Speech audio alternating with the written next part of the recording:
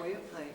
But what happened was, when the accuracy of time and precision was demanded, I couldn't deal. Because by that time, the precision was actually quite lethargic. The bow didn't move when you wanted it to move at the exact time that you wanted to do. And so one of the things that working with Mark and Edgar made me realize is that, first of all, I changed, in order to actually play stuff like really fast but accurate stuff, I actually changed my bow arm, where I would actually start playing here. And what that allowed me to kind of more or less more closely match what they were doing.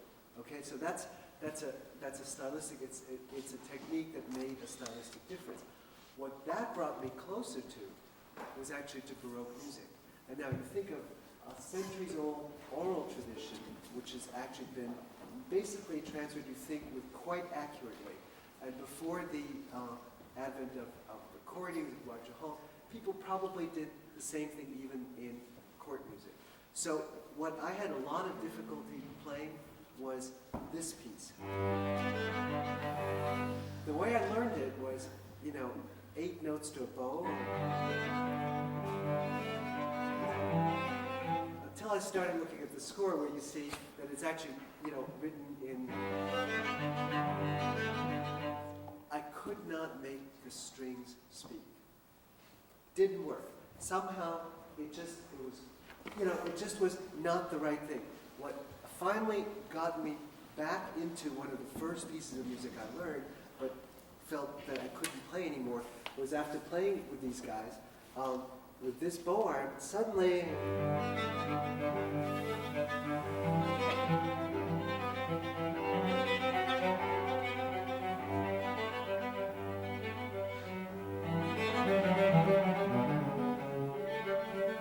so what happened was I took something that was actually supposedly mechanical.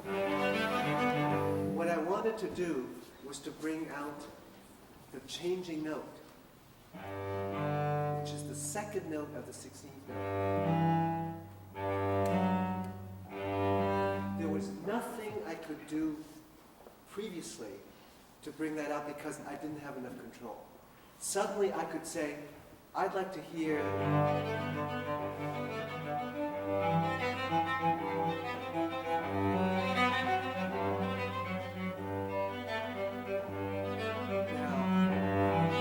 so whether it's the second note or the 7th note or the 8th note, you actually can just get to the point of thinking it, and it's there. And I owe that, you think it's a long way to go from one type of music back to another type of music, but actually it's a very close connection. All right?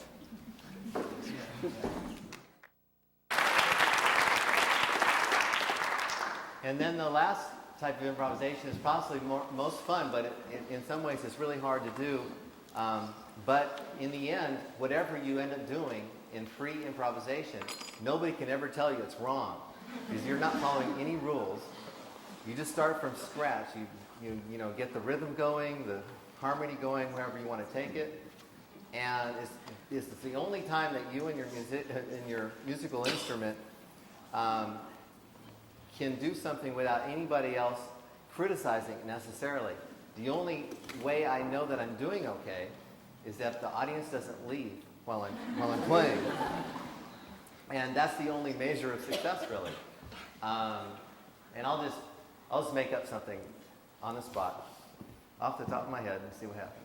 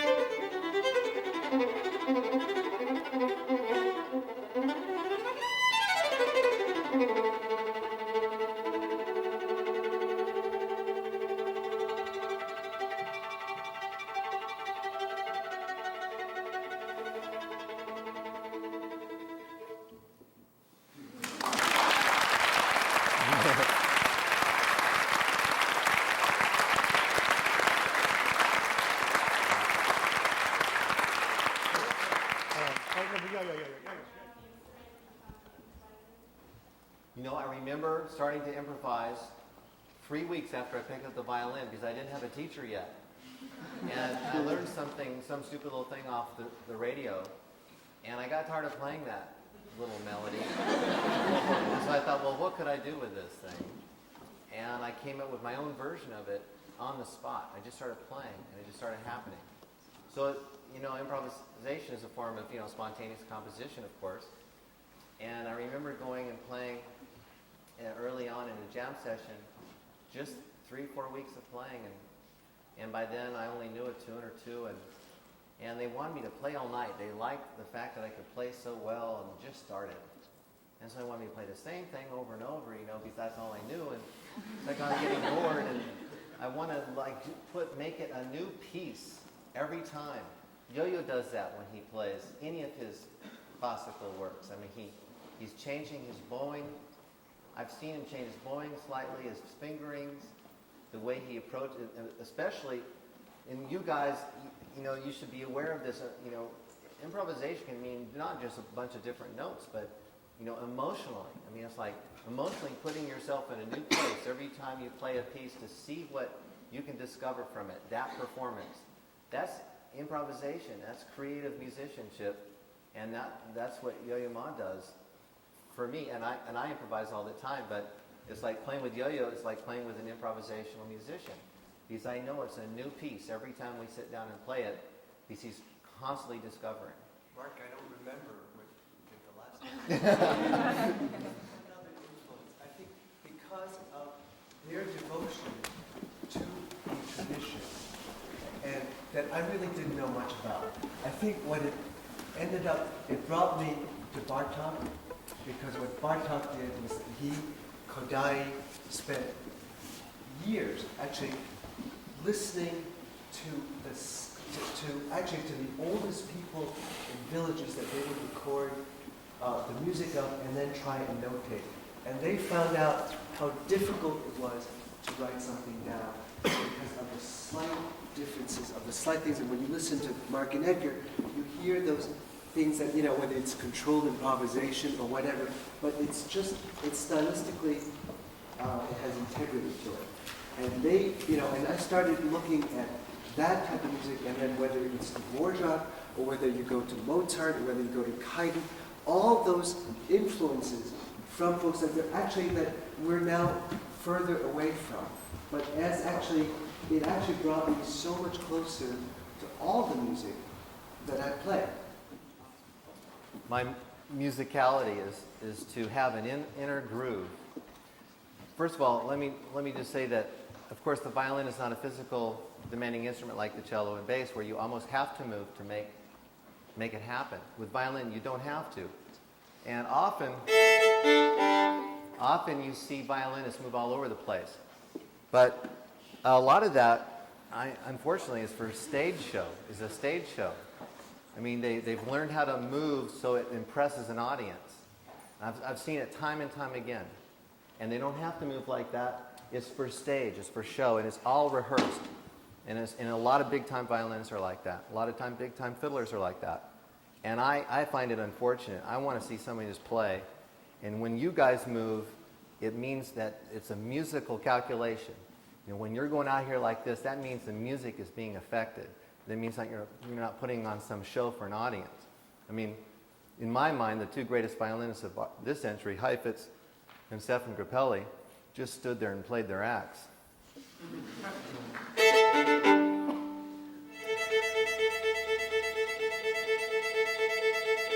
Okay, now just notice my arm and wrist. Now the idea of seeing a violinist like really go into it and start being aggressive or anything means that the whole body should change. Well, it doesn't have to.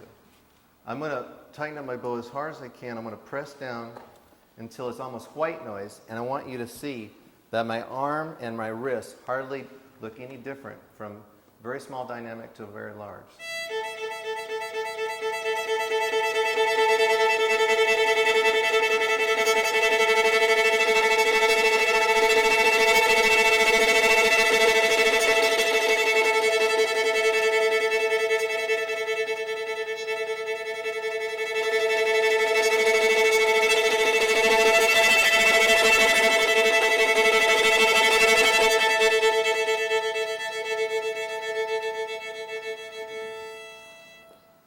So that means you don't have to like do all that extra special showmanship stuff to get what you want out of the violin.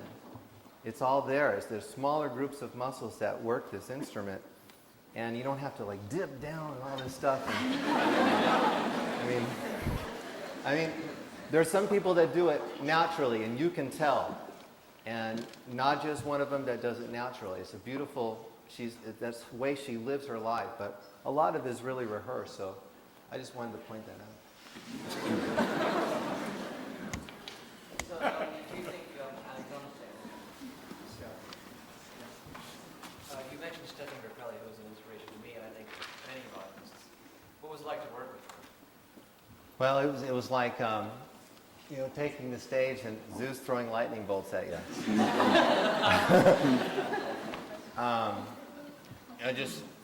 I've never imagined a more unique, incredible musician, someone that made the world know that he was different and he was on the very top level that you can have as a musician.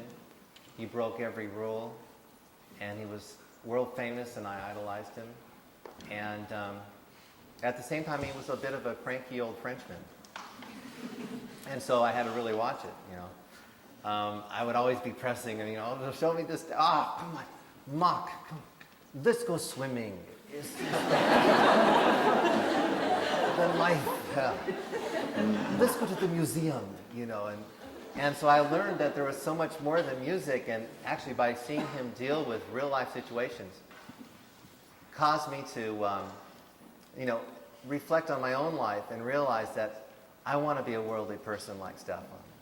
And I want to travel the world and meet new people and play my own brand of music for people. And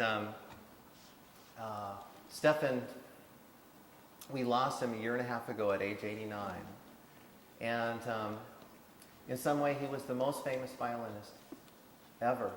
If you could probably ask the top tier violinists or fiddlers around the world, name your top 10, and Stefan would probably be there in every list. How many people would be up there besides Heifetz? So he made an incredible mark in the violin world. Yeah, Mr. O'Connor mentioned Suzuki before, and I grew up with Suzuki since I was tiny, and I love it, and I'm grateful for everything it's taught me. But yeah, I hear teachers criticize it all the time for whether it's starting too young. Or what are you guys' thoughts on Suzuki? Provides a very narrow setting. So if that's all that you have in your background, then you'd want to have some more at some point. But I just taught at the big Suzuki camp in Kansas City, one of the oldest ones. Just a couple of weeks ago, I did a concert, and there were 350 Suzuki kids there. Alice Joy runs it. She's a famous lady in Suzuki training. She met with Mr. Suzuki in Tokyo in the 1960s. But anyway, I had a chance to kind of update my opinion about it. But I still have feelings that Suzuki is one of those labels where, Celtic music is entering that phase now, where it's like, okay, parents have a talented child. It's like, let's go get them Suzuki lessons. And then the teacher could be a really lame Suzuki teacher. But they're hiding under this umbrella of Suzuki. So it's like, rather than finding a great teacher, you're finding a program. And I think that, especially string music and all of the instruments that we play here, it's so important to have a wonderful mentor, someone that you can really look up to. And if you're just going there because the Suzuki moms are saying, oh, we're all going over here, and then we can have a picnic over here, and always try to pick out the best teacher out of that method, just like any other aspect in life, too.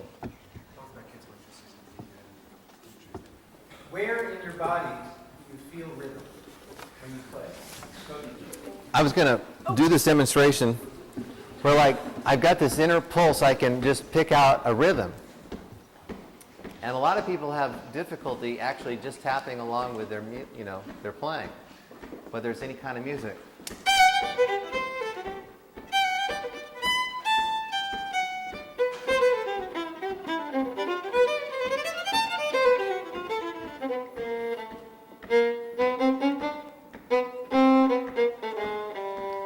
So you get so comfortable with finding it, it's almost like playing with a metronome, that I can actually play in a different tempo, sort of like the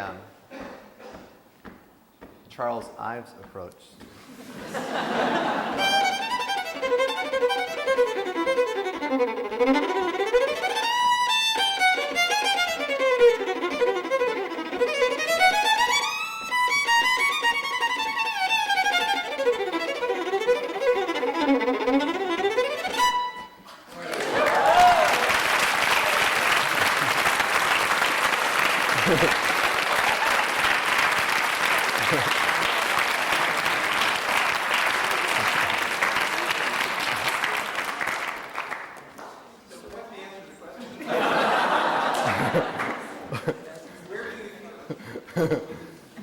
It's inside. It's so inside.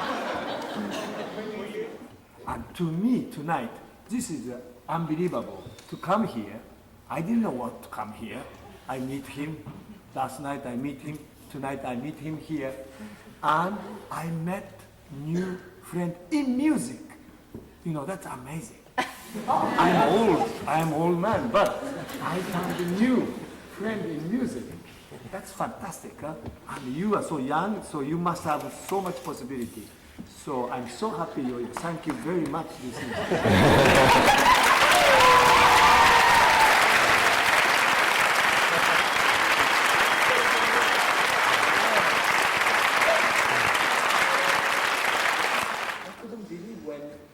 Conductor's life is crazy. But I never saw kids, you know. But when I saw first kid's face, I saw that change my life. So that really gave me low point to help, you know, come back again.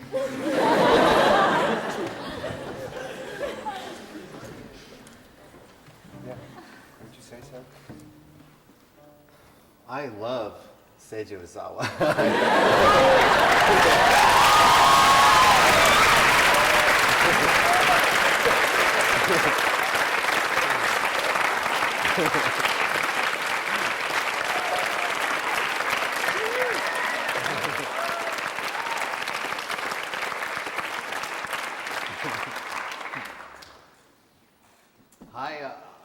What keeps me going is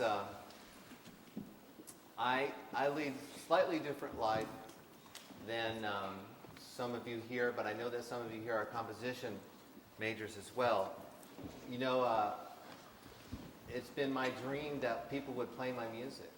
You know, since I was a little kid, I started making recordings, hoping that somebody would play it like I did. That means to me I wanted to make an impact in music in a creative way. And, you know, the older I get, the more people catch into what I'm doing and want to play it.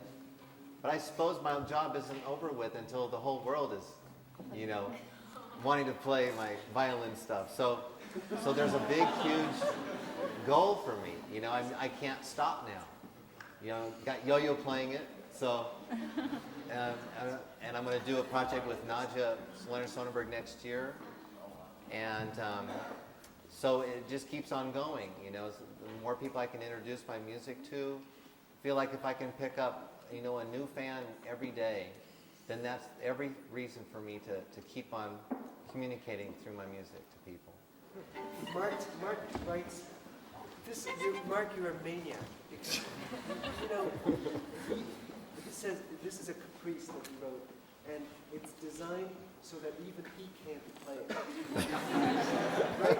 He wrote it so that it's so hard that it's, and so he writes it for the three of us. When we started doing it today, it's way too fast. I have to say, as a bass player, I particularly appreciate it. Exactly. Thicker string, it's longer to vibrate, you know, and I rush whenever I see something I can't play. You know, I mean, you rush, I cry.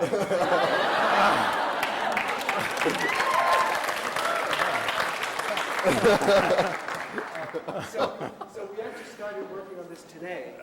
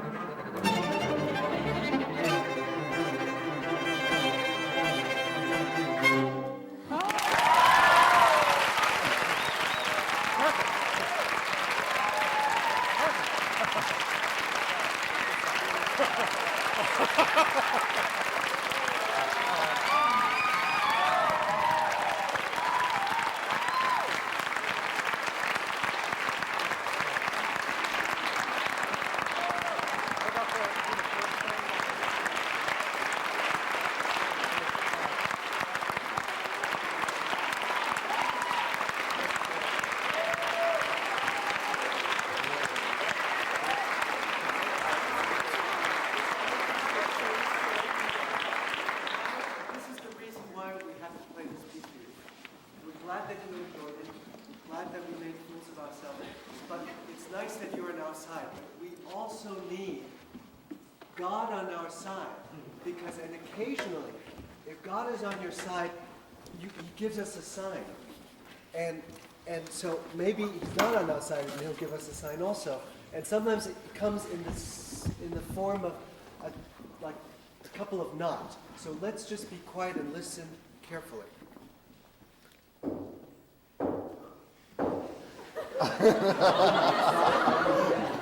Who's in there? Who's there? Who's there? Hello? Okay. This was Mark's son. Traveling with my children. We promised him that this was going to be... He wanted to be a part of he this wanted night to be too. part of-